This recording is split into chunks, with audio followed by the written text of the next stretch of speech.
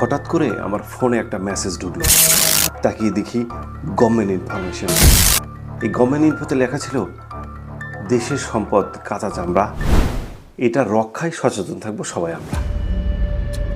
ইদিবাম অপেক্ষায় থাকলাম, দেখি আমাদের ঈদুল আজহার পরে রেজাল্টটা কী আসে।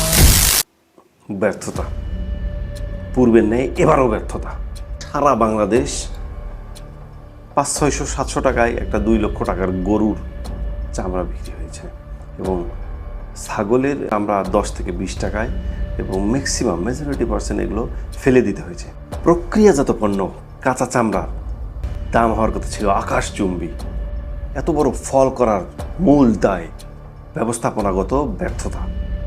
আমাদের যে ট্যানারি মালিক সমিতি আছে, তাদের সিন্ডিকেট এবং অসাধু কিছু ব্যবসায়ী, সব কিছু মিলে এটাকে ধ্বংস করে ফেলা হচ্ছে। এটা একটা শিল্প যেটা ধ্বংসের দ্বার প্রান্তে।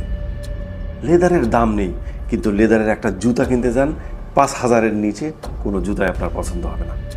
সবচেয়ে বড় ক্ষতির সম্মুখীন হচ্ছে মাদ্রাসা ও এতিমখানাগুলো, যারা গোটা বছরে এই দিনটাকে স্বপ্ন হিসেবে দেখে এখান থেকে বেশ কিছু টাকা পয়সা পাবে। এখানে যে এতিমরা থাকে, সেই এতিমদের পেটে লাথি মারা হচ্ছে। এই দায় আপনাদেরকে নিতে হবে। আমরা পর্যায়ক্রমে বছরের পর বছর সবাইকে একই রকম দেখতে চাই না, পরিবর্তন দেখতে চাই। আপনাদের মাঝে আলো দেখতে চাই, যা সারা বাংলাদেশের মানুষের ঘরে ঘরে রোশনি হয়ে ছড়বে।